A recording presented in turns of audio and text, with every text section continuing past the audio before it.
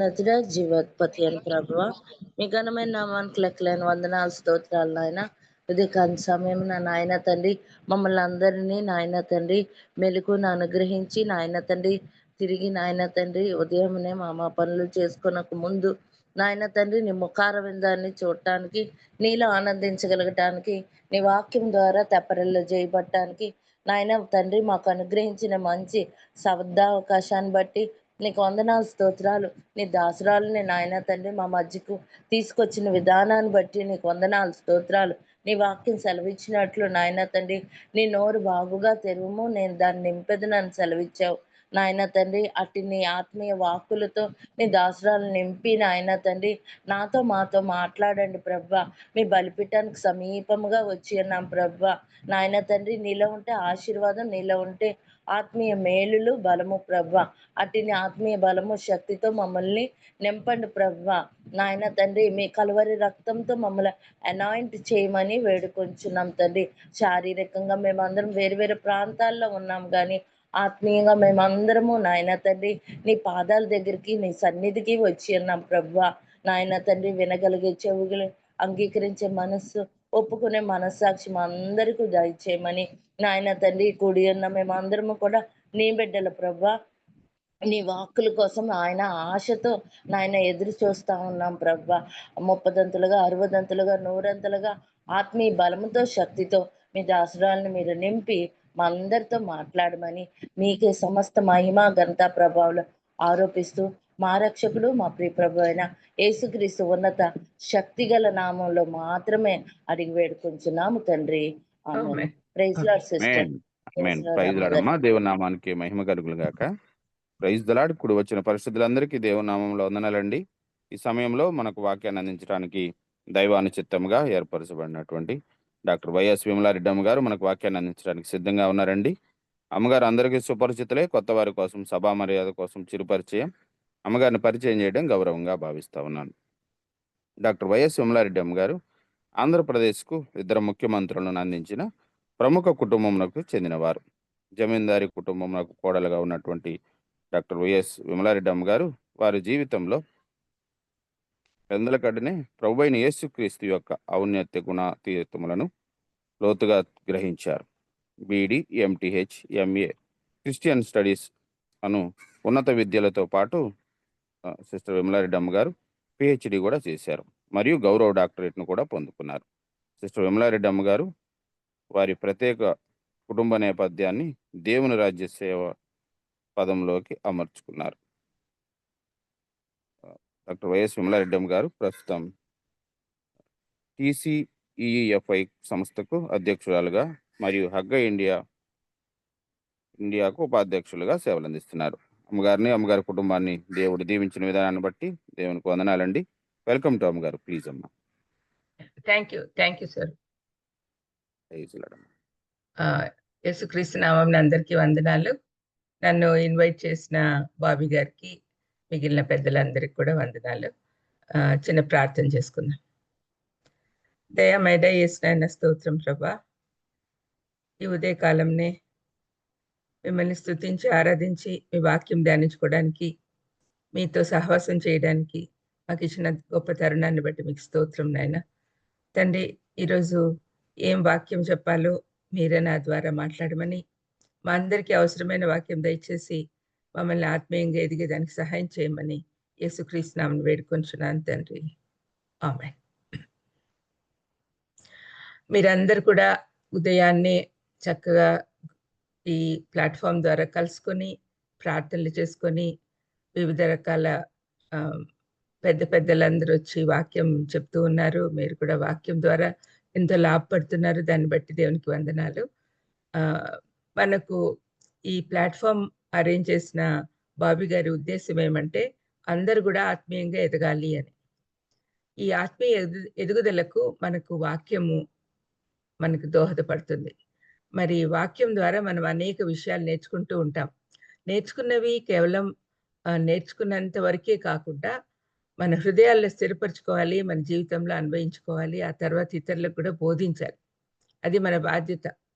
మనం విశ్వాసులమైన మనందరికీ కూడా రక్షణ భాగ్యం ఇచ్చిన ఆ దేవాదేవుడికి మనం తిరిగి ఏమి ఇవ్వలేం, కానీ ఆ గొప్ప సువార్త దగ్గరికి, ఆ దేవుని రాజ్యంలోకి అందరిని నడిపించే బాధ్యత మనది అని చెప్పి మనం నిర్ణయించుకొని, ఆ విధంగా అందరినీ తీసుకొచ్చే బాధ్యత తీసుకోవాలి.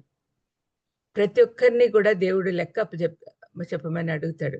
మనం ఆయన దగ్గరికెళ్ళినప్పుడు ఈ ప్లాట్‌ఫార్మ్‌లో ఉండే వాళ్ళందరూ దేవుని దగ్గరికెళ్తారని నేను నమ్ముతున్నాను.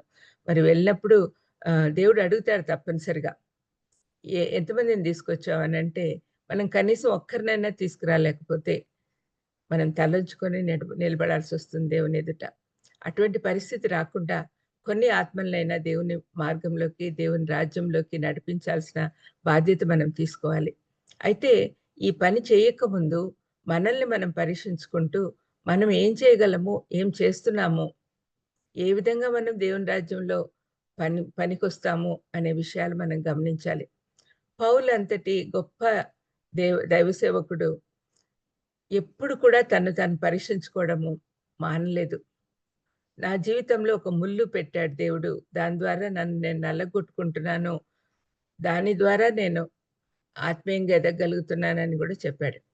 ఆ విధంగా మాదిరి అయిన పౌలుకు కొంతమంది శిష్యులున్నారు. ఆయన ఈ లోకంలో పరిచర్య చేస్తూ ఉన్నప్పుడు పౌలు శిష్యులు అనేక మంది ఉన్నారు. అయితే చాలామంది స్త్రీలను గురించి రోమపత్రిక 16వ అధ్యాయంలో వాళ్ళని థాంక్స్ అని చెప్పుకుంటూ చాలామంది పేర్లు చెప్తాడు లాస్ట్ చాప్టర్ 16వ అధ్యాయంలో. అదే విధంగా కొలస్సీ పత్రికలో కూడా కొంతమంది స్నేహితుల గురించి చెప్పాడాయన. కొలస్సీ 4, 7-14 వరకు నేను చదివి వినిపిస్తాను. దాంట్లో కొన్ని పేర్లు మనకు వినిపిస్తాయి. ఈ పేర్లు ఎందుకు అదే పనిగా నేను జ్ఞాపకం చేస్తున్నానంటే, బైబిల్‌లో ఏ చిన్న పదము గూడా వేస్ట్ కాదండి. ఇన్ని పేర్లు ఆయన పరిశుద్ధాత్మ దేవుడు అక్కడ రాయించి ఉంచాడు అంటే దానికొక మీనింగ్ ఉంది. ఒక్కొక్క క్యారెక్టర్ ద్వారా మనం ఏం నేర్చుకోగలము.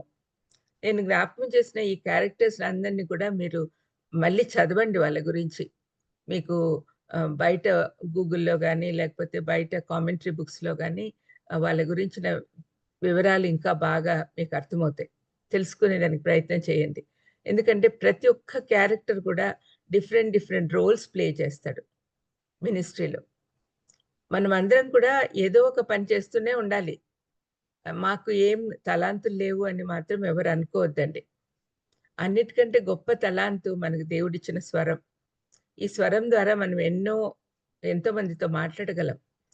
ప్రేమతో, ఆదరణతో మాట్లాడినప్పుడు దేవుని ప్రేమ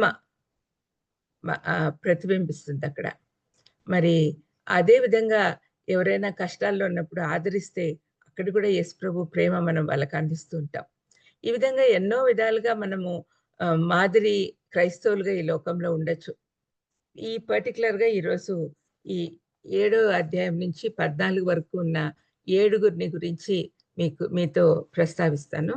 వారిలో నుంచి మనం ఏం నేర్చుకోవాలనే విషయాలు కూడా మనం తెలుసుకోవాలి. కొలస్సీయులకు రాసిన పత్రిక 4వ అధ్యాయము 7 నుంచి చదువుతున్నాను. దయచేసి నెమ్మదిగా చదువుతుంటా. మీరు వినండి. మీకు ఏ పేర్లు గుర్తుకొస్తాయో నేను మళ్ళీ మీకు జ్ఞాపకం చేస్తాను. ప్రియ సహోదరుడును, ప్రభువునందు నమ్మకమైన పరిచారకుడును, నా తోడి సేవకుడునైన తుకికు నన్ను గుర్చిన సంగతులన్నీయు మీకు తెలియచేయును. మీరు మా స్థితి తెలుసుకొనున్నట్లు, మీ హృదయములను అతడు ఆదరించినట్లును, అతనిని అతనితో కూడా నమ్మకమైన ప్రియ సహోదరుడైన ఒనేసిమును మీ యొద్దకు పంపుచున్నాను. ఇతడు మీ యొద్ద నుండి వచ్చిన వాడే. వీరిక్కడి సంగతులన్నీయు మీకు చేతురు. నాతో కూడా చెరలోనున్న అరిస్తార్కును, బర్నబాకు సమీప జ్ఞాతి అయిన మార్కును మీకు వందనములు చెప్తున్నాడు. ఈ మార్కును గురించి మీరు ఆజ్ఞలు పొందితిరి. ఇతడు మీ యొద్దకు వచ్చిన ఎడల అతన్ని చేర్చుకొనుడి. మరియు యూస్తు అను యేసు మీకు వందనములు చెప్తున్నాడు. వీరు సున్నతి పొందిన వారిలో చేరినవారు. వీరు మాత్రమే దేవుని రాజ్యం నిమిత్తము నా జత పనివారై ఉన్నారు. వీరి వల్ల నాకు ఆదరణ కలిగెను. మీలో ఒకడును క్రీస్తు యేసు దాసుడునైన ఎపఫ్రా మీకు వందనములు చెప్తున్నాడు. మీరు సంపూర్ణులను, ప్రతి విషయంలో దేవుని చిత్తమును గురించి సంపూర్ణ ఆత్మ నిశ్చయం కలవారినై నిలకడగా ఉండవలనని ఇతడు ఎల్లప్పుడూ మీ కొరకు తన ప్రార్థనలో పోరాడుచున్నాడు. ఇతడు మీ కొరకు తన ప్రార్థనలో పోరాడుచున్నాడు. అతడు మీ కొరకును లవోదికీయ వారి కొరకును హియరాపాలి వారి కొరకును బహు ప్రయాసపడుచున్నాడని ఇతని గురించి సాక్ష్యం ఇచ్చుచున్నాను. లూకా అను ప్రియుడైన వైద్యుడును దేమాయు మీకు వందనాలు చెప్తూ ఉన్నారు. ఈ వాక్య భాగంలో 8 పేర్లు కనపడతాయి. యాక్చువల్గా లాస్ట్ పేరు దేమా. దేమాన్ గురించి మనము పెద్దగా చెప్పుకోన అవసరంలా. ఎందుకంటే దేమా మొదట్లో చాలా బాగున్నాడు, చాలా కష్టపడి పనిచేశాడు, పౌలుతో పాటు చెరలో కూడా ఉన్నాడు, ఆయనతో పాటు ప్రయాణాలు చేశాడు. కానీ చివరికి వచ్చేసరికి ఇక్కడ 2 తిమోతి 4:10లో అతని గురించి చాలా బాధతో పౌలు అంటాడు, అతను వెళ్ళిపోయాడు అని, అతను ఇహలోకంలో కలిసిపోయాడు అని చెప్తాడనమాట. 2 తిమోతి 4వ అధ్యాయంలో చూస్తాము. 4:10లో దేమా ఇహలోకమును స్నేహింప నన్ను విడిచి తెస్సలోనికకు వెళ్ళను అంటున్నాడు. ఇహలోకమును ప్రేమించి ఆయన వెళ్ళిపోయాడు. ఎందుకంటే పరిచర్యలో చాలా బాగా పరిచర్య చేసే వాళ్ళు అనేక మంది ఉన్నారు. కానీ పరిస్థితుల ప్రభావం వల్ల వాళ్ళు దేవుని దగ్గర నుంచి తొలగిపోతున్నారు. అటువంటి వారిలో దేమా ఒకడు. అందుకని 8వ పేరు మనము మెన్షన్ చేయని అవసరం లేదు. కానీ నెగటివ్ క్యారెక్టర్స్ నుంచి కూడా మనం నేర్చుకోవాల్సినవి ఎన్నో ఉన్నాయి. ఆ విధంగా మనం ఉండకూడదు అని మనము నేర్చుకోవాలి. ఇప్పుడు నేను చదివిన వాక్య భాగంలో 7 పాజిటివ్ క్యారెక్టర్స్, 7 మంది చాలా నిలకడగా దేవుని పరిచర్యలో ఉన్నారు. వాళ్ళని గురించి పౌలు రాశాడు అంటే పౌలుకు వాళ్ళు ఎంత సేవ చేశారో తను రికగ్నైజ్ చేయడమే కాకుండా కొలసే పట్టణ సంఘస్థులే కాకుండా మనం అందరం కూడా అప్రిషియేట్ చేయాలి అని దేవుడి తలంపు. అందుకనే వాళ్ళ పేర్లు ఇక్కడ రాయించి ఉంచాడు. మొదటిగా తుకికు గురించి మనము అపోస్తుల కార్యంలో మొదటిగా చూడొచ్చు. ఈ పౌల్లాగా అతన్ని అనుసరించిన వారందరూ కూడా మాదిరి విశ్వాసులే.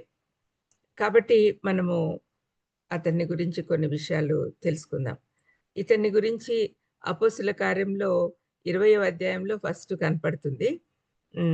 ఇతని పేరుకు అర్థం ఏమంటే అదృష్టవంతుడు. అంటే మనము అదృష్టవంతుడు అనే మాట మాట్లాడకుండా ధన్యుడు అంటాం. దేవుని పరిచర్య చేసడానికి దేవుడిచ్చిన అవకాశాన్ని బట్టి అతను చాలా అంటే ఆశీర్వదించబడినవాడు అని అనుకోవచ్చు. ఈ తుకికు గురించి ఏమంటున్నాడు చూడండి. తుకికు ప్రియ సహోదరుడు అనగానే సహ ఉదరం నుంచి వచ్చిన వాళ్ళు, అంటే సేమ్ గర్భం నుంచి వచ్చిన వాళ్ళు అనే ఉద్దేశం సహోదరుడు అనే దానికి. ఒక అన్నదమ్ముళ్లాగా నాకు మంచి సహోదరుడు అని పౌలు అంటూ ఉన్నాడు. ఒక కుటుంబ సభ్యుడు ఏ విధంగా నన్ను ప్రేమిస్తాడో అదే విధంగా తుకికు నాతో ప్రేమగా ఉన్నాడు, నేను కూడా అతన్ని ప్రేమిస్తున్నాను. ప్రియమైన సహోదరుడు. సహోదరులు ఎంతో మంది ఉండొచ్చు, కానీ ప్రియమైన వాళ్ళుగా ఉండేదానికి మనము ప్రయత్నం చేయాలి. మనకు తోటి విశ్వాసులందరినీ సహోదరుడు అంటాం కదా, కానీ స్పెషల్ ఏంటంటే ప్రియ సహోదరుడు. పౌలుక సన్నిహితుడు, ప్రియమైనవాడు. ప్రభువునందు నమ్మకమైన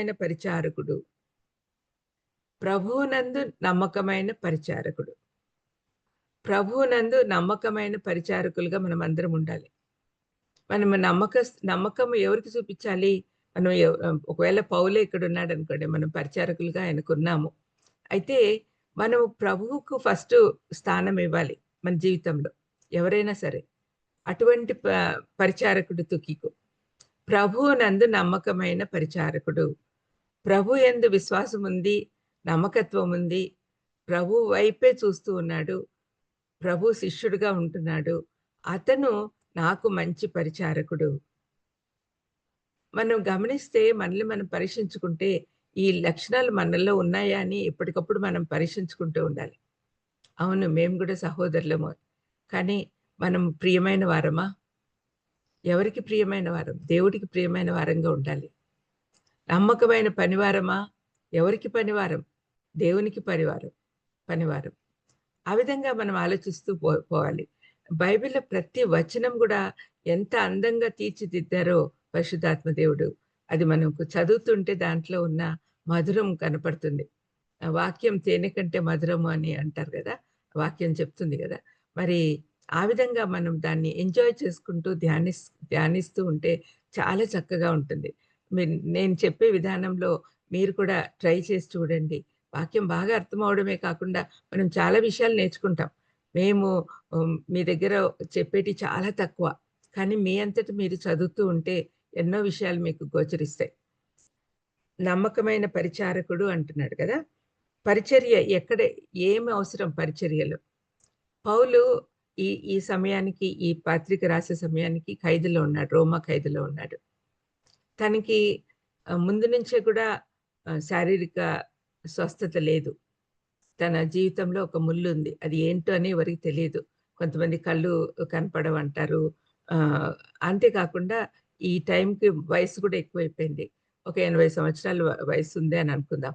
మరి ఆ సమయంలో అతనికి పరిచారం చేయడానికి అవసరం ఎవరైనా. ఆహ్, రోమా చెరసాలలో ఉన్నాడు కానీ, పౌలుకేంటి అంటే, పౌలు రోమీయుడు.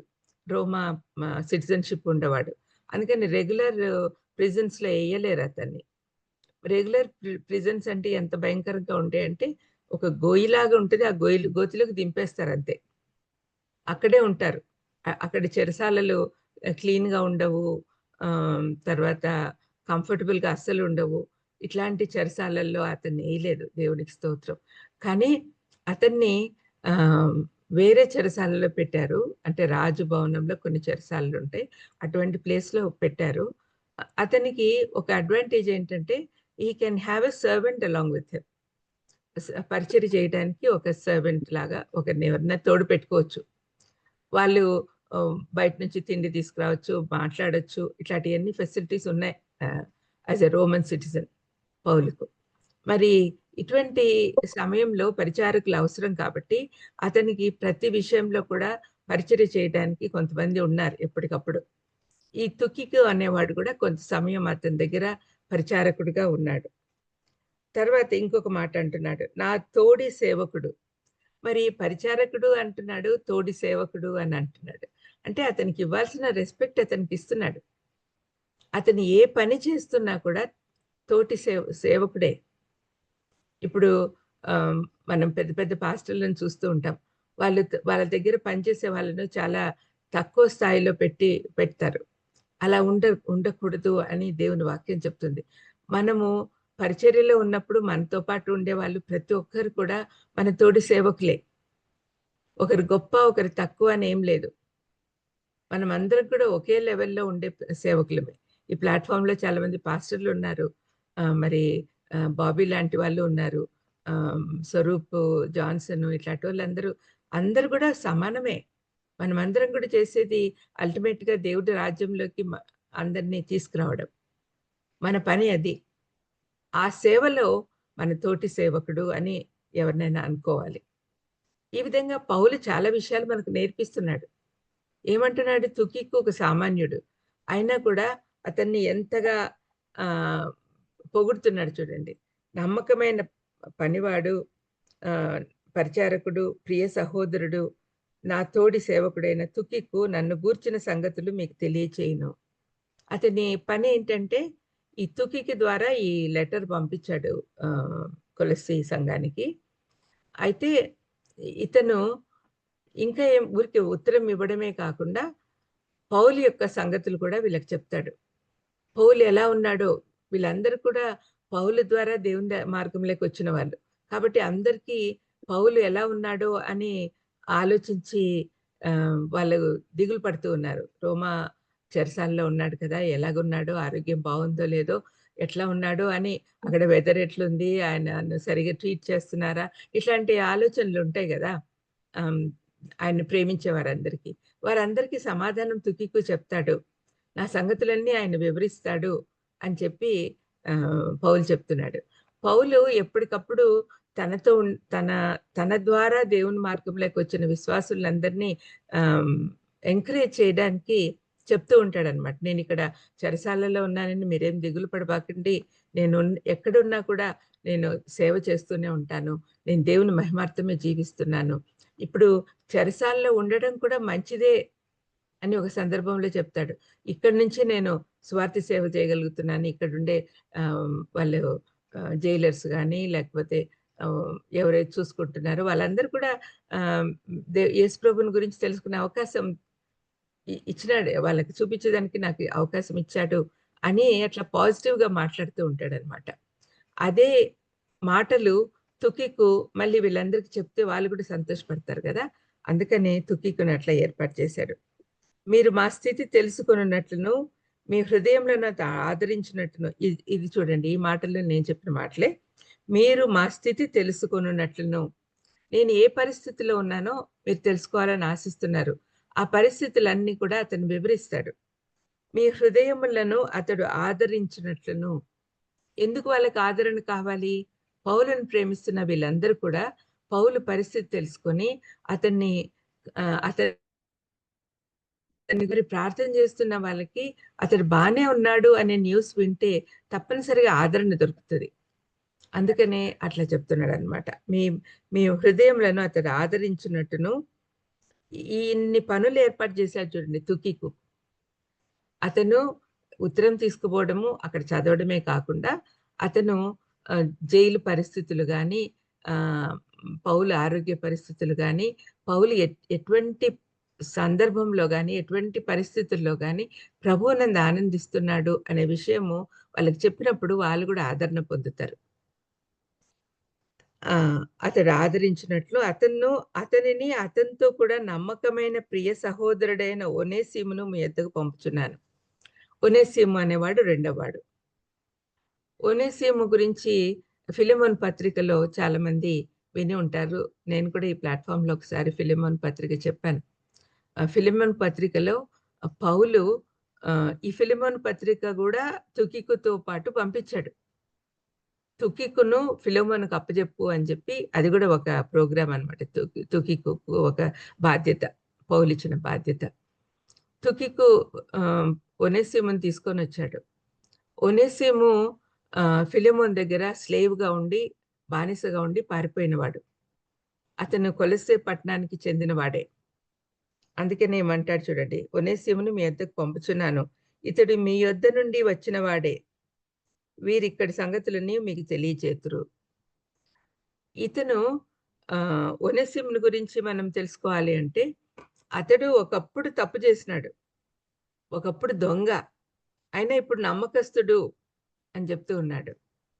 ప్రియ సహోదరుడును నమ్మకమైన అనే మాట కావాలని వాడాడు ఆ పౌలు. ఒకప్పుడు మీరు దొంగగా భావించారు. అతడు పారిపోయిన బానిస. ఆ కాలంలో బానిసలను చాలా ఇల్ ట్రీట్ చేసేవాళ్ళు. ఇల్ ట్రీట్ చేసినప్పుడు వాళ్ళు భయపడి పారిపోతే, ఒకవేళ దొరికితే వాళ్ళకి బతికే అవకాశాలు లేవు. ఎవరైతే ఆ బానిసను కొన్నారో అతనికి సర్వ అధికారము ఉంటుంది అతని మీద. ఎటువంటి పరిస్థితుల్లో కూడా అతన్ని వదిలిపెట్టరు. దొరికితే చంపేయడమే. ఏ లా ఉండదు వాళ్ళకి అగెయిన్స్ట్‌గా. మరి అటువంటి ఒనేసిము ఎక్కడికి పారిపోయాడు? రోమా పట్టణానికి పారిపోయాడు. ఒకవేళ ఫిలెమోను దగ్గర ఏమన్నా డబ్బులు దొంగతనం చేశాడేమో తెలీదు కానీ, ఆ పత్రికలో అతనేమన్నా నీకు అప్పు ఉంటే నేను తీరుస్తానని పౌలు చెప్తాడు. ఆ మాటను బట్టి అతను డబ్బులు తీసుకొని పారిపోయాడు అని అనుకోవచ్చు. మరి డబ్బులు తీసుకొని పారిపోతే అక్కడక్కడే తిరుగుతూ ఉంటే ఎవరైనా పట్టుకొని అతనికి అప్పచెప్తే అతని ప్రాణహాని ఉంది. మరి అందుకని అతను రోమపట్నంకి వెళ్ళిపోయాడు. రోమపట్నంలో అయితే అంత ఎక్కువ మంది ప్రజలు ఉంటారు కాబట్టి అక్కడ పట్టుకునే అవకాశం లేదు అని చెప్పి అతను అక్కడికి పారిపోయాడు. అయితే అక్కడ ఏ పరిస్థితిలో ఎట్లా పౌలు దగ్గర చేరాడో మనకు డీటెయిల్స్ లేవు కానీ పౌలు దగ్గర చేరాడు. పౌలు దగ్గరికి వెళ్ళినప్పుడు ఒనేసిము పౌలు చెప్పిన మాటలను బట్టి అతను కూడా రక్షణలోకి వచ్చాడు. రక్షణలోకి వచ్చిన తర్వాత అతను పౌలు దగ్గరనే పరిచారకుడుగా ఉన్నాడు.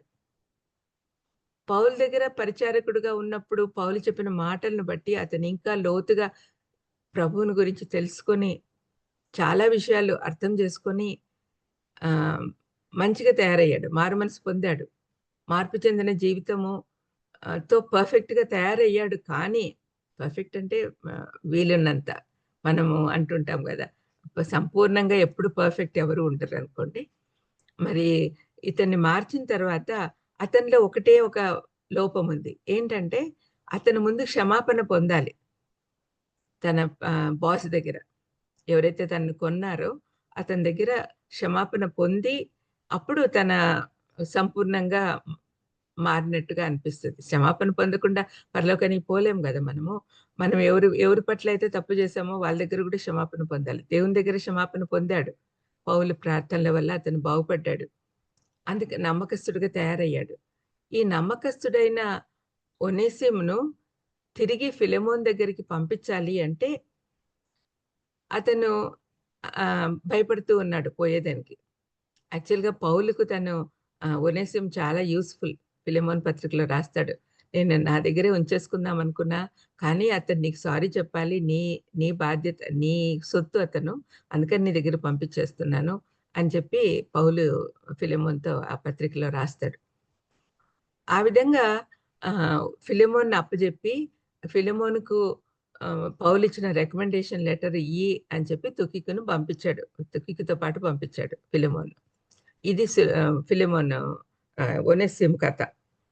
ఆహ్, ఒనేసిమును ఫస్టు సంఘంలో అంటే హిస్ బ్యాక్ అని చెప్పి సంఘంలో చెప్పాలి. తర్వాత హిస్టరీలో చూస్తే ఒనేసిం గూడా చాలా పెద్ద పాస్టర్ అయిపోతాడు. తర్వాత బిషప్ అవుతాడు. కొన్ని సంఘాలను నడిపించినట్టుగా మనం చూస్తాం. పౌలు ఇన్‌ఫ్లూయన్స్ ఎవరి మీద పడినా కూడా వాళ్ళు పెద్ద బోధకులవుతారు. ఆహ్, మనము చాలా విషయాలు మనం అపోస్తల కార్యంలో చూస్తాం. ఎంతమందిని ఇన్‌ఫ్లూయన్స్ చేసి మంచి మంచి పాస్టర్‌లుగా తయారు చేశాడు. అకుల, ప్రిస్కిల్ల వాళ్ళు సామాన్యులు. Tent makers. వాళ్ళు గూడా అపోలో అంతటి విద్వాంసుని తీసుకొచ్చి ఆహ్, వాళ్ళు పౌలు చెప్పిన బోధలు అతనికి వినిపిస్తారు. మరి ఆ విధంగా ప్రతి ఒక్కరిని కూడా ఆహ్, తను నేర్చుకున్న విద్య అందరికి నేర్పించేది పౌలుకు అలవాటు. పౌలు ఎక్కడ నేర్చుకున్నాడు? అరేబియా ప్రాంతంలో దేవుని పాదాల దగ్గర 3 సంవత్సరాలుండి నేర్చుకున్నాడు. అది ఎలా నేర్చుకున్నాడో మనకు తెలీదు. మరి డైరెక్ట్‌గా దేవుడైతే కనపడడు గానీ, ఆయన స్వరం విన్నాడో, లేకపోతే స్పెషల్‌గా ఏదన్నా గ్రంథాలు చదివాడో మనకు తెలీదు. ఆయనకు పరిశుద్ధాత్మ దేవుడు అన్నీ టీచ్ చేశాడు. ఆ విధంగా పౌలు నేర్చుకునేటి ప్రతి ఒక్కటి కూడా ఇతరులకు నేర్పించే అలవాటు ఆయనకు. ఏది దాచుకోకుండా నేను చెప్తున్నాను అని అపొస్తలుల కార్యంలో చెప్తాడు. మరి ఎఫెసు సంఘంతో చెప్తూ ఉంటాడు. మరి ఈ విధంగా ఒనేసిమును గూడా బాగా ట్రైన్ చేశాడు. వీళ్ళిద్దరు కూడా నా దగ్గర నుంచి వచ్చిన వాళ్ళు కాబట్టి, నా విషయాలన్నీ వీళ్ళకన్నీ తెలుసు. హ్మ్. వాళ్ళు మీకు చెప్తారు అని చెప్పి చెప్తూ ఉన్నాడు.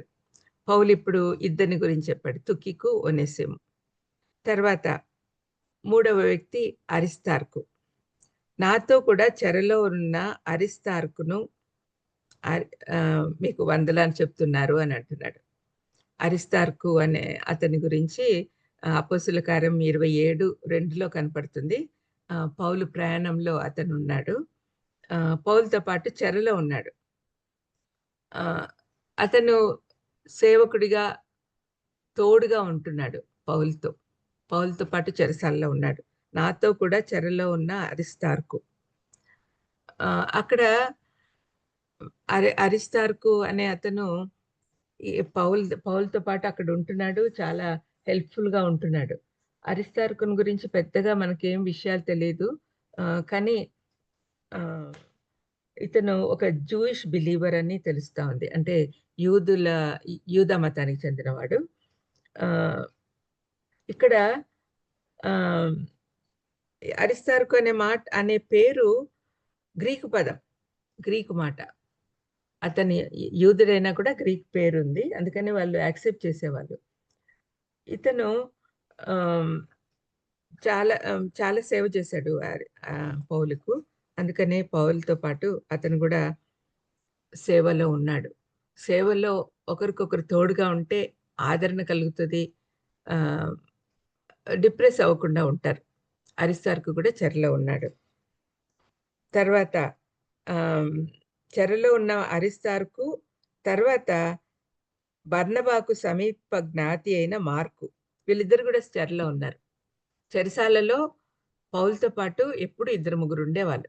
పరిచారకులే కాకుండా తోటి సహోదరులుగా అతనితో పాటు ఆహ్, వాక్యం చెప్పే దాంట్లో సహాయం చేయడము, లేకపోతే అతను చెప్పిన మాటలు రాయడానికి, ఇట్లాంటియన్నీ పనులు చేస్తానికి వీళ్ళందరూ ఉన్నారనమాట. అరిస్తార్కు, తర్వాత మార్కు. మార్కు గురించి చాలా విషయాలు మనకు తెలుసు. మార్కు సువార్త రాసినాడు. అతనికి ఎంత గొప్ప ఆధిక్యత. అయితే mark beginning was not very అంటే డిస్కరేజింగ్‌గా ఉంటుంది ఫస్ట్‌లో. మార్కు గురించి ఫస్ట్ అపోస్తుల కార్యము 13లో కనపడుతుంది. మార్కు చిన్నపిల్లవాడిగా మనకు పరిచయం చేయబడ్డాడు. మార్కు తల్లి ఆమె మరియా అని, ఆమె యెరూషలేం పట్టణంలో ఒక పెద్ద ధనవంతురాలు అని చెప్పుకోవచ్చు. ఆమె ఆహ్, తన ఇంట్లో ప్రేయర్ మీటింగ్స్ పెట్టుకునేది. అపొస్తలుల కార్యంలో 13వ అధ్యాయం చదవండి మీకు అర్థమవుతుంది. రోదా అనే ఒక పని మనిషి వచ్చి పేతురు చెరసాల నుంచి బయటకొచ్చినప్పుడు తలుపు తట్టంగానే తలుపు తీయకుండా పరిగెత్తిపోయి చెప్తది చూడండి ఆ అమ్మాయి. ఆ ఇల్లనమాట. ఆ ఇంట్లో బిడ్డ మార్కు. అతని పేరు యోహాన్ కూడా. ఆహ్, ఇతను ఈ మార్క్ ఏం చేశాడంటే మంచి ఉపచారి అతను. ఆహ్, అంటే పౌలు, బర్నబా కలిసి మొదటి సువార్త ప్రయాణంలో వెళ్ళినప్పుడు మార్కును గూడా వాళ్ళమ్మ పంపించింది. మంచిగా తయారవుతాడు. అంటే యాక్చువల్‌గా ధనవంతుడైన బిడ్డ ఇంకేమన్నా పనులు చేసుండొచ్చు గానీ, వాళ్ళ తల్లి ఆహ్, పరిచారకుడుగా ఉండాలి. పౌలు దగ్గర బాగా నేర్చుకోవాలి అని చెప్పి బర్నబాకు చాలా దగ్గర బంధువనమాట. కొంతమంది అంటారు బర్నబా సిస్టరు వాళ్ళ అమ్మ అని అంటారు. మనకు తెలీదు గానీ సమీప జ్ఞాతి, సమీప బంధువు అని జెప్పి ఇక్కడ రాస్తున్నాడు పౌలు. సమీప బంధువైన మార్కు. ఈ మార్కు ఫస్టు ప్రయాణంలో వాళ్ళతో పాటు పోయాడు గానీ, కొంచెం దూరం పోయినాక మళ్ళీ ఎనక్కొచ్చేసాడు. అబ్బా! భరించలేక పనులన్నీ ఉంటాయి, లేకపోతే పరిస్థితులు బాగుండవు. వాళ్ళతో పాటు ప్రయాణం అంటే నడిచిపోవాల్సొస్తుంది కొన్నిసార్లు. ఇట్లాంటి ప్రయాణాలన్నీ నా చేత కావని జెప్పి పారిపోయి వచ్చేసాడు. వస్తే తర్వాత రెండవ ప్రయాణం అప్పుడు బర్నబాకు, పౌలుకు చాలా ఆర్గ్యుమెంట్స్ ఒస్తాయి. మార్కుని తీసుకుపోదామని బర్నబా, వద్దు, వద్దు అని జెప్పి పౌలు. ఒకసారి ఎనికొచ్చాడు నాకొద్దు అతను అని చెప్పి పౌలు. ఈ విధంగా వాళ్ళిద్దరూ ఆహ్, ఆర్గ్యూ చేసుకొని ఎంత దూరం వెళ్లారంటే నీ దారి నీది, నా దారి నాది అనే పరిస్థితి ఏర్పడింది. బర్నబా మార్కు కోసమని పౌలు నుంచి విడిపోయాడు. తర్వాత పౌలు తిమోతిని ఆహ్, హ్మ్. ఇంకా మిగతా వాళ్ళందరిని తీసుకొని పోయాడనమాట. శీల వాళ్ళెళ్లారు కదా! ఈ తిమోతిని సారీ ఆహ్, బర్నబా మార్కును తనతో పాటు తీసుకెళ్ళి, తనతో పాటు ప్రయాణాలు చేయించి, మంచిగా తయారు చేశాడు. అంటే ఆహ్, ఎవరినైనా హ్మ్. మళ్ళీ ఎ ప పడి పడిపోయిన వాళ్ళని కూడా తిరిగి వచ్చేదానికి అవకాశం ఉంది అని మార్క్ ద్వారా మనం తెలుసుకోవచ్చు. పరిచర్యలో కొన్నిసార్లు మనము ఎనక్కెళ్ళిపోవచ్చు. కానీ తిరిగి వచ్చే అవకాశం ఉంది అని మార్క్ ద్వారా మనం తెలుసుకోవచ్చు. ఎందుకు చెప్తున్నానంటే మార్క్‌ను పౌలు ఇప్పుడు తన పరిచారకుడిగా ఉంచుకున్నాడు. ఆ లెవెల్‌కి ఎదిగేటట్టు చేశాడు బర్నబా. బర్నబా ఎప్పుడు కూడా ప్రోత్సహించేవాడు. బర్నబా దగ్గర మార్క్ ఉన్నాడు కాబట్టి, ఒక లెవెల్ ఆహ్, స్పిరిచ్యువల్‌గా చాలా మంచి లెవెల్‌కి తీసుకొచ్చాడనమాట. మార్కు, మార్కు గురించి తిమోతికి రాస్తూ 2 తిమోతి 4:11లో నా దగ్గరికి మార్కు కావాలా నాకు పంపించు పరిచారం చేయడానికి నువ్వు తీసుకొని రా అని చెప్పి తిమోతితో చెప్తాడు. మార్క్ బాగా మంచిగా పరిచారం చేస్తున్నాడు అని చెప్పి హ్మ్. చెప్తూ ఉన్నాడనమాట. మరి ప్రతి ఒక్కరు గూడా ఏదో ఒక పని చేయాలి. అతను మంచి ఉపచారం జేశాడు. ఒకరికొకరు సేవ చేయాలి. అపొస్తలుల కార్యం 27లో పౌలు పుల్లలు ఏరినట్టుగా చూస్తాం గదా! ఆహ్, షిప్‌వ్రెక్ అయినప్పుడు. ఆ విధంగా అన్ని పనులు చేయాలి. ఆహ్, మరి ఇతను ఇతని గురించి తర్వాత చాలా విషయాలు మనము తెలుసుకోవచ్చు. ఇతను చేసిన పరిచర్యను బట్టి మార్కు మార్క్ ఎప్పుడు పౌలుతో పాటు ఉన్నాడు కాబట్టి, మార్క్ మంచిగా సువార్త నేర్చుకున్నాడు. సువార్త రాయగలిగినాడు. అంత గొప్ప అవకాశం దేవుడు అతనికిచ్చాడు. నెక్స్ట్ వచ్చేది యూస్తు అను యేసు 10వ వచనంలో కనపడుతుంది చూడండి. ఆహ్, మరియు 11లో మరియు యూస్తు అను యేసు కూడా మీకు వందనాలు చెప్తూ ఉన్నాడు. యూస్తు అను యేసు. ఇది ప్రతి సేవకుడు యేసు వలే ఉండాలి అనే ఉద్దేశంతో ఈ పేరు పెట్టాడేమో అని ఒక కామెంటేటర్ అంటాడు. యేసు వలే పరిచారం చేశాడు. యేసు వలే బిహేవ్ చేయాలి. చె చెయ్యాలి అనే ఉద్దేశం పౌలుకు.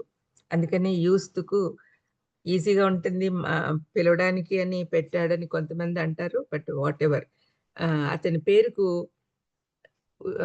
మీనింగ్ ఏంటంటే కంఫర్ట్. ఆదరణ ఇచ్చేవాడు అని. అతనికి ఆ పేరుంది. పేరుని బట్టి గూడా మనము బిహేవ్ చేయాలి అని ఒక చిన్న కథ చెప్తూ ఉంటారు. అలెగ్జాండరు ద గ్రేట్ ఉన్నాడు గదా! ఆహ్, అతను ఒక రాత్రి సైనికులందరినీ విజిట్ చేయడానికెళ్ళాడంట. ఒక సైనికుడిని నిద్ర లేపి అతని పేరేంటి అని అడిగితే అలెగ్జాండర్ అని చెప్పాడంట. ఆహ్, వెంటనే అలెగ్జాండరు అయితే నీ పేరన్నా మార్చుకో, నీ జీవితమైనా మార్చుకో అని చక్రవర్తి అన్నాడంట. అంటే నువ్విట్లా నిద్రపోతులాగా ఇట్లా నిద్రపోవడం గాదు. చక్రవర్తి అంటే అదే నా పేరు పెట్టుకున్నావు మరి నాలాగుండు. లేకపోతే పేరన్నా మార్చుకో అని జెప్పి చక్రవర్తి అన్నాడంట. ఇప్పుడు యూస్తు అనేవాడిని యూస్తు అని యేసు అని పేరు పెట్టుకున్నావు గదా! నాలాగుండు అని యేసు ప్రభు చెప్తాడేమో అని పౌలు అనుకోనుండొచ్చు. మరి ఆ విధంగా మనం గూడా యేసు ప్రభువులాగా ఉండలేకపోతే క్రైస్తవుడు అనే పేరు మార్చుకోవడం మేలు అని కొంతమంది అట్లా కామెంట్ చేస్తూ ఉన్నారనమాట. మనం ఎప్పుడు కూడా యేసుప్రభు సారూప్యంలోనికి మారాలి. మారాలి మనం. క్రైస్తవులు అని పేరు పెట్టుకున్నాం కాబట్టి, ఈ సమాజంలో, సంఘంలో క్రైస్తవుల్లాగా జీవించాలి. లేనప్పుడు క్రైస్తవుడనే పేరు తీసేద్దాం. అట్లా, అట్లా మనం ఒక నిర్ణయం తీసుకోవాలి. మన జీవితమే మాదిరిగా ఉండాలి అందరికీ. మన జీవితం ద్వారా సువార్త బయటికెళ్ళాలి. యూస్తు అని యేసు యేసులాగా ఉండాలి అని ప్రయత్నం చేస్తాడు అనే ఉద్దేశంతో పౌలు ఆ పేరు పెట్టాడు అని అంటారు మరి. ప్రతి సేవకుడు యేసు వలే ఉండాలి అనే ఉద్దేశంతో పౌలు ఆ పేరు పెట్టాడు అని. తర్వాత ఎపఫ్రా ఆహ్, ఈ యూస్తు గురించి చెప్పిన తర్వాత ఏమంటున్నాడంటే వీళ్ళు ముగ్గురు ఎవరు అరిస్తార్కు, మార్కు, యూస్తు. వీరు సున్నతి పొందిన వారిలో చేరినవారు. వీరు మాత్రమే దేవుని రాజ్యం నిమిత్తము నా జత పనివారయ్యున్నారు. వీరి వలన నాకు ఆదరణ కలిగెను. ఆ కాలంలో యూదుల్లో పరిచర్య చేసేటప్పుడు సున్నతి లేని వారి మాటలు వినేవాళ్ళు కాదు. అంటే సున్నతి అనేది శారీరకంగా జరిగినా కూడా అది ఒక అడ్వాంటేజ్‌గా తీసుకునేవాళ్ళు. వాళ్ళకి ఆధిక్యతగా తీసుకునేవాళ్ళు. మేము యూదులం కాబట్టి మేము వేరే సెపరేట్. మేము చాలా గొప్ప జనరేషన్, గొప్ప వాళ్ళము అని యూదులు ఫీల్ అయ్యేవాళ్ళు. మరి అటువంటి పరిస్థితిలో తనొక్కడే అయిపోతున్నాడు. ఆహ్, పౌలుకు పరిచర్యలో జత పని వాళ్ళు లేకుండా అయిపోయినారు. అయితే వీళ్ళు ముగ్గురు కూడా ఆయనకు సున్నతి పొందిన వారిలో అంటే వీళ్ళందరూ యూదులనమాట. మార్కు, అరిస్తార్కు, యూస్తు. ఈ ముగ్గురు సున్నతి పొందిన వారిలో చేరినవారు. వీరు మాత్రమే దేవుని రాజ్యం నిమిత్తము నా జత పనివారై ఉన్నారు. వీరి వల్ల నాకు ఆదరణ కలిగెను. యూదుల మధ్య సువార్త ప్రకటించేటప్పుడు నాకు వీళ్ళు తోడుగా ఉన్నారు. నాకు సహాయం చేశారు అని పౌలు వాళ్ళ గురించి సాక్ష్యమిస్తూ ఉన్నాడు. తర్వాత మనకు కనపడేది ఎపఫ్రా 6వ వ్యక్తి. మీలో ఒకడును క్రీస్తు యేసు దాసుడునైన ఎపఫ్రా మీకు వందనాలు చెప్తున్నాడు. ఎపఫ్రా గురించి ఆహ్, అతను ప్రార్థనాపరుడు గురించి అతని గురించి మనకు చాలా విషయాలు పెద్దగా తెలియదు గానీ, ఇక్కడ ఏం రాస్తున్నాడంటే, మీలో ఒకడును అంటే అతను కొలొస్సే సంఘానికి పెద్ద అన్నమాట. అయితే ఇప్పుడు ప్రస్తుతము రోమా చెరసాలలో ఉన్నాడు పౌలుతో పాటు. మీలో ఒకడును క్రీస్తు యేసు దాసుడునైన ఎపఫ్రా. ఇతను మంచి విశ్వాసి అన్నమాట. ఎపఫ్రా మీకు వందనాలు చెప్తున్నాడు. అతను ఇక్కడ చెరసాలలో ఉన్నా కూడా మీ గురించి ఆలోచిస్తున్నాడు, మీకు వందనాలు చెప్తున్నాడు అని అంటూ తర్వాత చెప్పే మాటలు ఎంత చక్కగా ఉన్నాయి చూడండి. మీరు సంపూర్ణులను, ప్రతి విషయంలో దేవుని చిత్తమును గూర్చి సంపూర్ణ ఆత్మ నిశ్చయత గలవారునై నిలకడగా ఉండవలెనని ఇతడు ఎల్లప్పుడూ మీ కొరకు తన ప్రార్థనలో పోరాడుచున్నాడు. ప్రతి పాస్టర్ కూడా తన సంఘస్థుల కోసం ఇటువంటి ప్రార్థన చేయాలి. ఎపఫ్రా సంఘ పెద్ద, ఆయన పాస్టర్ అయి ఉండొచ్చు ఆ చర్చికి, కొలసే దానికి. అతను దూరంగా ఉన్నా కూడా తన సంఘస్థుల కోసము, తన సంఘంలో ఉండే బిడ్డల కోసము ప్రార్థన ఏ విధంగా చేస్తున్నాడో పౌలు సాక్ష్యంగా చెప్తున్నాడు అన్నమాట. సాక్షి, నేను సాక్ష్యంగా ఉన్నాను అని అంటున్నాడు. ఇక్కడ అతడు మీ కొరకును, లవొదికీయ వారి కొరకును, హియరాపోలి వారి కొరకును బహు ప్రయాసపడుచున్నాడని ఇతన్ని గురించి సాక్ష్యం ఇస్తున్నాను. ఏ విధంగా ప్రయాసపడుతున్నాడు? ప్రార్థనలో పోరాడుచున్నాడు, ప్రార్థన ద్వారా ప్రయాసపడుతున్నాడు. అందుకనే ప్రతి పాస్టర్ కూడా తన సంఘస్థుల కోసము ఇటువంటి ప్రయాసతో ప్రార్థన చేయాలి. ఏమని చేస్తున్నాడు? వాళ్లకు ప్రతి విషయం, మీరు సంపూర్ణులు అవ్వాలి. మీరు సంపూర్ణులు అవ్వాలి అంటే యేసయ్యలాగా తయారవ్వాలి. సంపూర్ణతలోకి రావడం ఒక రోజు పని కాదండి. అది శాంక్టిఫికేషన్ ప్రాసెస్. చివరి వరకు మనం తప్పులు చేస్తూనే ఉంటాము. మళ్ళీ దేవుని సన్నిధికి వెళ్ళి సారీ చెప్తూనే ఉంటాము. మళ్ళీ ఆయన కడుగుతూ ఉంటాడు మన పాపాల్ని. ఈ విధంగా జరుగుతూనే ఉంటది. మరి ఇతను మీరు సంపూర్ణులు అవ్వాలి. ప్రతి విషయంలో దేవుని చిత్తమును గూర్చి, అంటే ఏ పని చేస్తున్నా కూడా దేవుని చిత్త ప్రకారం చేయాలి. సంపూర్ణ ఆత్మ నిశ్చయిత కలవారినై నిలకడగా ఉండవలెనని. ఈ విషయాలు, ఈ 3 విషయాలండి. సంపూర్ణతలోకి రావాలి, తర్వాత దేవుని చిత్తం గురించి తెలుసుకోవాలి, సంపూర్ణ ఆత్మ నిశ్చయత గలవారుగా ఉండి నిలకడగా ఉండవలెనని. నిలకడగా ఉండాలి. విశ్వాసంలో తడబడకూడదు. విశ్వాసంలో ఆ కాలంలో విశ్వాసులకు చాలా పోరాటాలు ఉండేవి, చాలా శ్రమలు ఉండేవి. ఆ శ్రమల్లో వాళ్ళు డీలా పడిపోయి మళ్ళీ వెనక్కి వెళ్ళిపోకూడదు. వీళ్ళు దూరంగా ఉన్నప్పుడు ఇంకా ప్రార్థన ఎక్కువ చేస్తూ ఉండాలి. ఎందుకంటే వాళ్ళు మీ చేతుల్లో లేరు, వాళ్ళు దూరంగా ఉన్నారు.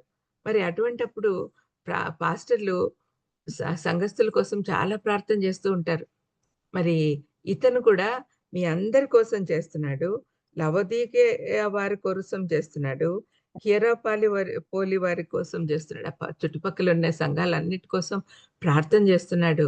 తన బాధ్యత అనుకొని ప్రార్థన చేస్తున్నాడు. చాలా ప్రయాసపడుతున్నాడు. ఇతన్ని గురించి నేను సాక్ష్యం ఇస్తున్నాను అని చెప్పి పౌలు అంటూ ఉన్నాడు. అంటే చెరసాలలో చిన్నది ఉంటది కదా, అందరూ ఒకటే చోట ఉంటారు. మరి ఇతను ఎక్కువగా ప్రార్థన చేయడము పౌలు చూశాడు. గట్టిగా చేస్తున్నాడేమో, లేకపోతే ఎవరి కోసం చేస్తున్నాను నువ్వు అని అడిగినప్పుడు చెప్పాడేమో, మరి వాళ్ళకి కలిసి ప్రార్థన చేశారేమో. ఇవన్నీ కూడా నేను సాక్ష్యం ఇస్తున్నాను, మీ అందరి కోసం అతను ప్రార్థన చేస్తున్నాడు అని చెప్పి పౌలు అతని గురించి చాలా గొప్పగా చెప్తున్నాడు. మనందరి గురించి, మన గురించి కూడా ఇంకొకటి అట్లా చెప్పుకోవాలి అని మనం ఆశపడాలి. ఇతరుల కోసం ప్రార్థన చేయడం అనేది తప్పనిసరి. సమూయేలు ఒక సందర్భంలో సౌలుతో అంటాడు, అది ఇశ్రాయేల్ ప్రజలతో అంటాడు, నాకు అసలు మీ మీద చాలా కోపంగా ఉంది. దేవునికి విరోధంగా ఎన్ని పనులు చేస్తున్నారు మీరు. నాకు అసలు మీకోసం ప్రార్థన చేయాలని లేదు, కానీ చేయకపోతే తప్పు కాబట్టి నేను మీకోసం ప్రార్థన చేస్తున్నా అని చెప్పి సమూయేలు అంటున్నాడు. దాన్ని బట్టి మనకు అర్థమయ్యే విషయం ఏమంటే, మనం ఇతరుల కోసం ప్రార్థన చేయకపోవడం పాపము అనే విషయము మనకు సమూయేలు ద్వారా తెలుస్తా ఉంది. ఈయన పాపం చేయకుండా ఎపఫ్రా తన సంఘస్థుల కోసము, తన చుట్టూ ఉన్న సంఘాల కోసము, దాంట్లో ఉండే సంఘస్థుల కోసము ఆయన ప్రార్థన చేస్తూ ఉన్నాడు. దానికోసము పౌలు సాక్ష్యం ఇస్తున్నా అన్నాడు. ఎంత మంచి విషయం చూడండి.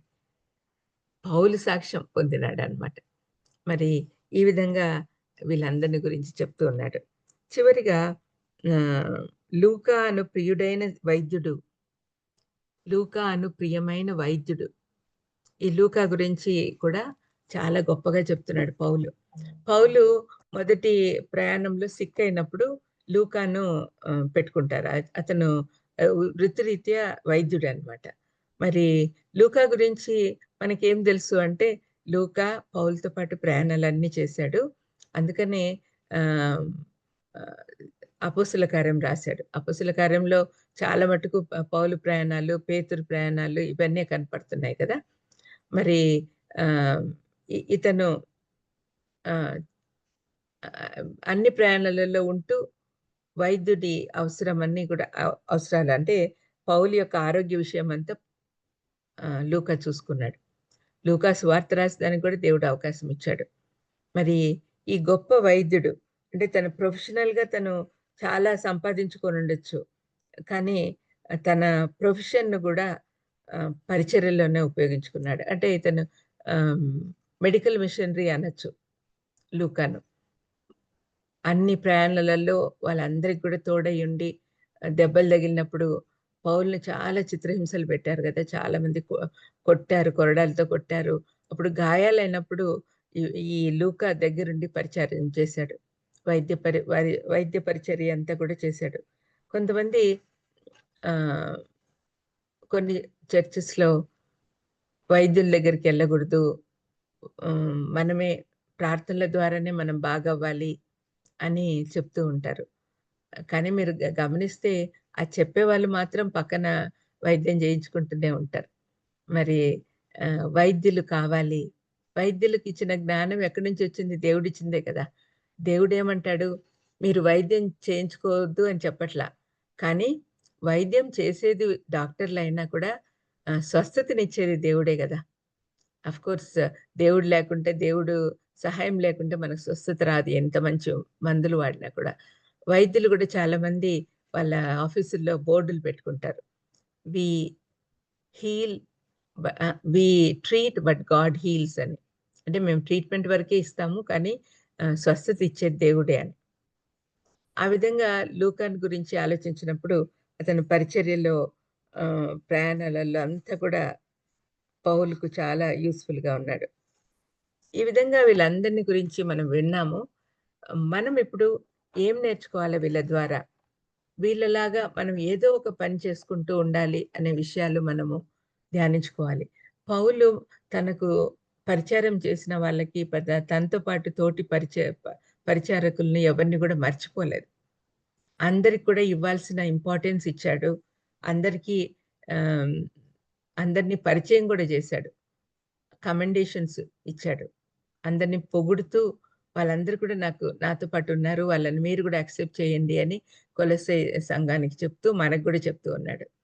ఇప్పుడు ఈ 7 మందిని మళ్ళీ ఒక్కసారి జ్ఞాపకం చేస్తాను మీకు. వీళ్ళల్లో ఉన్న లక్షణాలేంటి అని.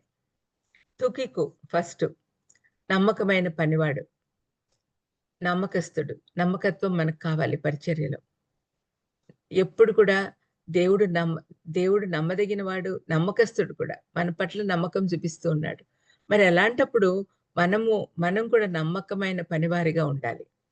రెండవది ఒనేసిము. ఒకప్పుడు దొంగ అయినా కూడా ఇప్పుడు నమ్మకమైన పనివాడు. మరి దొంగలుగా అంటే మనం ఎంత పాపులమైనా కూడా యేసుప్రభు దగ్గరికొచ్చినప్పుడు మనము మారుమనసు పొంది మార్పు చెందిన వారం. ఒకప్పుడు తప్పులు చేసి ఉండొచ్చు. చీకటి జీవితంలో జీవించుండొచ్చు.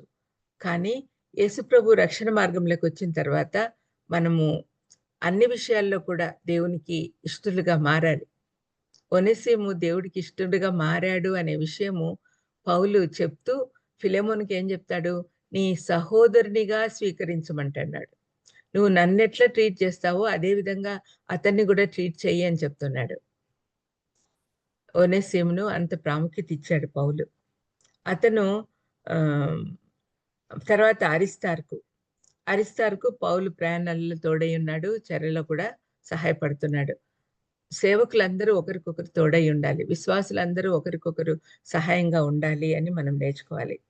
మార్కు, మార్కు ఒకప్పుడు తప్పిపోయినా కూడా మళ్ళీ తిరిగి పరిచారకుడిగా వచ్చాడు. పరిచారం చేయడం అనేది తప్పు కాదండి. సంఘాలలో ఎంతో పరిచర్య అవసరం ఉంటుంది. పాస్టర్లకు ఎంతో సహాయం అవసరం ఉంటుంది. ఒక్కడే ఏం చేయలేడండి. పాస్టర్ ఒక్కడే పరిచర్య చేయలేడు. మనం అందరం కూడా ఎవరి సంఘాల్లో వాళ్ళు పనిచేయాలి. కొంచెం కొన్ని చిన్న సంఘాలుంటాయి. అక్కడ వాళ్ళకి స్థలం గూడా సరిగ్గా ఉండకపోవచ్చు. అక్కడ గదులు క్లీన్ చేయడం గానీ, లేకపోతే పట్టలు పరిచి, కుర్చీలుంటే కుర్చీలేసి, ఇట్లాంటి పనులన్నీ చిన్నయి మేము చెయ్యము అని అనుకోకూడదు. మనం తప్పనిసరిగా సంఘాల్లో పరిచర్య చేయాలి. పాస్టర్లకు, పాస్టమ్మలకు మనం తోడై సహాయపడాలి. వాళ్ళు ఒకవేళ అనారోగ్యంలో ఉన్నా కూడా ప్రతిదీ పాస్టర్‌లే చేయాలని ఎక్స్‌పెక్ట్ చేస్తే దే కాంట్ డూ ఇట్. ప్రతి దాంట్లో కూడా సహాయం అవసరం. ఇప్పుడు ఫర్ ఎగ్జాంపుల్ బాబీ గారు ఒక థాట్‌తో బయటకొచ్చారు. ఎర్లీ మార్నింగ్ 5 నుంచి 6:30 వరకు, లేకపోతే కొంతమంది 4:30కి జాయిన్ అవుతూ ఉంటారు ప్రార్థన చేయడానికి. ఈ ప్లాట్‌ఫార్మ్ అరేంజ్ చేయాలి అంటే బాబీ గారు ఒక్కరే ఉంటే సరిపోతుందా? ఆయన ఒక్కడే చేయలేడు కదా! ఆయనకు జాన్సన్ హెల్ప్ చేస్తున్నాడు. స్వరూప్ గారు హెల్ప్ చేస్తున్నారు. ఇంకా ఝాన్సీ హెల్ప్ చేస్తుంది. ఇంకా ఎంతమంది ఉన్నారో నాకు తెలీదు గానీ, వాలంటీర్స్ అందరూ కలిసి ఏర్పాటు చేస్తున్నారు. అదే విధంగా మన పరిచర్యలో కూడా అందరం కలిసి పనిచేయాల. కలిసి ఉంటే ఎంతో పనులు చేయగలం. ఆహ్, ముప్పేట తాడు స్ట్రాంగ్‌గా ఉంటుంది గదా! అదే విధంగా మనం కలిసి ఐక్యత కోసము చాలా ప్రార్థన గూడా చేయాలండి. పౌలు ఆనాటి నుంచి ఈనాటి వరకు ప్రార్థన చేస్తూనే ఉన్నాడు. ఐక్యత, సంఘంలో ఐక్యత కోసం. సంఘంలో ఐక్యత లేకపోవడానికి కారణం ఏంటో మీకు ఎప్పుడైనా ఆలోచించారా? బేస్‌లో చూస్తే ego. Ego is the main problem in any church, in any institution. Ego అంటే ఎడ్జింగ్ గాడ్ ఔట్. దేవునికి స్థానమే లేదు. అటువంటి సమయంలోనే సమస్యలొస్తాయి. యునైటెడ్‌గా పనిచేయాలి మనం. దేవుని వాక్యం ఏం చెప్తుంది? సహోదరుల ఐక్యత కలిగి ఉంటే ఎంత మేలు, ఎంత మనోహరం అని చెప్తుంది. మరి అటువంటి ఐక్యత మనకు కావాలి సంఘాలలో. మరి ఆహ్, మార్కు తర్వాత యూస్తు అని యేసు.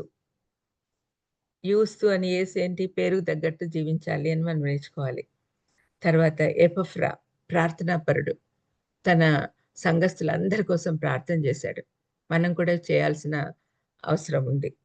తర్వాత లూకా తన ప్రొఫెషన్‌ని, తనకున్న తలాంతుల్ని తన స్వార్థం కోసం ఉపయోగించుకోకుండా సేవ కోసం ఉపయోగించాడు. As a doctor he could have earned a lot of money. But no, he wanted to be in the service of God. మనము మనకు దేవుడిచ్చిన తలాంతులను పరిచర్య కోసం ఉపయోగిస్తే దేవుడు అద్భుతంగా ఆశీర్వదిస్తాడు. లూకా పెద్ద పొజిషన్‌లో ఉన్నాడు. మంచిగా తను సంపాదించుకోండొచ్చు. కానీ దేవుని సేవ కోసం తన జీవితాన్ని అర్పించాడు కాబట్టి దేవుడు ఎంత ఆధిక్యత ఇచ్చాడు చూడండి. అపోస్తలుల కార్యము చాలా విషయాలున్నాయి. సంఘ చరిత్ర 30 సంవత్సరాల సంఘ చరిత్ర దాంట్లో ఇమిడి ఉంది. అంటే 30 సంవత్సరాలు అతను తిరుగుతూనే ఉన్నాడన్నమాట లూకా. అతను తను సొంతంగా చూసినేటియన్నీ రాశాడు. మరి లూకా సువార్త అన్ని సువార్తల్లో పెద్దది. యాస్ ఎ డాక్టర్ హ్యూమన్ కోణాలు అన్నీ చూపిచ్చాడు. యేసు ప్రభువులోని హ్యుమానిటీ 100% హ్యూమన్ యేసు ప్రభు. 100% దైవం. దైవత్వాన్ని ఒకవైపు చూపిస్తూ కూడా మానవత్వాన్ని ఎక్కువగా చూపిచ్చింది లూకా సువార్తికుడే. లూకా డాక్టర్ గాబట్టి హిస్ ఫీలింగ్స్ గానీ, సిక్ అయినాడని గానీ, ఏడ్చాడని గానీ, ఇట్లాంటి విషయాలన్నీ లూకా సువార్తలోనే మనకు కనపడతాయి. లూకాలాగా తలాంతుల్ని పరిచర్యలో వాడాలి అనే విషయం మనం గుర్తుపెట్టుకోవాలి. మనకు పరిచర్యలో వాడడానికి 3 టీస్ ఉంటాయి. Treasure, talent, time. ఈ మూడిట్లో ఏది వాడినా పర్వాలేదు. 3 వాడినా గూడా పర్వాలేదు. మరి మీరు వాడేదాన్ని బట్టి ఈ 3 తను వాడాడు కాబట్టి అద్భుతంగా ఆశీర్వదించబడ్డాడు లూకా. తన సమయము, తన సామర్థ్యము, తన సంపద అన్నీ కూడా దేవుని కోసం వాడాడు. ఇలాంటి వాళ్ళని చూసి మనం చాలా విషయాలు నేర్చుకోవాల్సిన అవసరం ఉంది. కాబట్టి విన్న మీరందరూ కూడా మనల్ని మనం పరీక్షించుకుందాం. మనలో ఏ లోపాలున్నాయో సరిచేసుకొని పరిచర్యలో చక్కగా అందరిలాగా దేవుడు అప్రిషియేట్ చేసే విధంగా మనం కూడా ఉండాలని నిర్ణయం తీసుకుందాం. చిన్న ప్రార్థన చేసుకుందాం. దయమేడ యేసునాయన స్తోత్రం ప్రభా. తండ్రి 7 మంది పౌలు పరిచారకులు పౌలు శిష్యుల్ని చూసాం నాయన. మరి వాళ్ళల్లో ఉన్న క్వాలిటీస్ మాకు కూడా ఉండేటట్టు చేయమని, మాలో ఏం లోపాలున్నాయో సవరించుకునేదానికి, మమ్మల్ని మేము పరీక్షించుకునేదానికి కావాల్సిన జ్ఞానంను అనుగ్రహించమని, తండ్రి ఇక్కడ చేరిన ప్రతి ఒక్కరిని పేరు పేరున దీవించి ఆశీర్వదించమని యేసుక్రీస్తు నామమున వేడుకొంచున్నాను తండ్రి. ఆమేన్. God bless you. ఆమేన్. Thank you madam.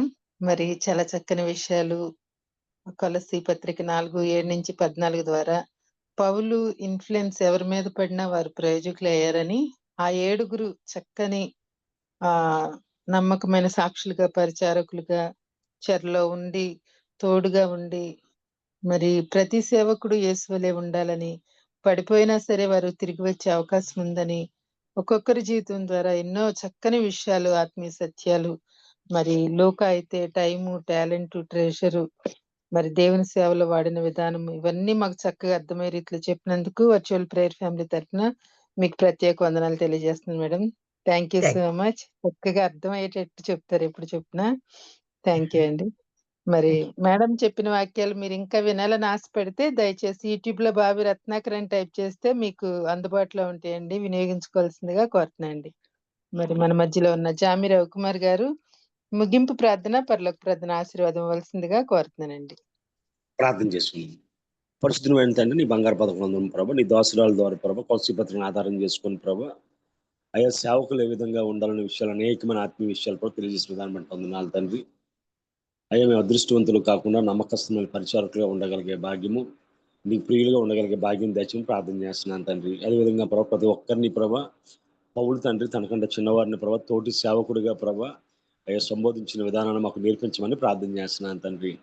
అంతేకాకుండా ప్రభా, ఏ స్థితిలో ఉన్నా, ఏ పరిస్థితిలో ఉన్నా ప్రభా, పౌలు ప్రభా సరసాలలో ఉన్న, తుఫానులో ఉన్న ప్రభా, బంధకాల్లో ఉన్న ప్రభా, దేవతని ప్రభా సువార్త సేవలు తండ్రి వాడబడ్డాడు ప్రభా. ఆ విధంగా తండ్రి సమయమందున అసమయమందున నీ కోసం వాడబడే భాగ్యం తండ్రి మాకు దయచేయమని ప్రార్థన చేస్తున్నాం ప్రభా.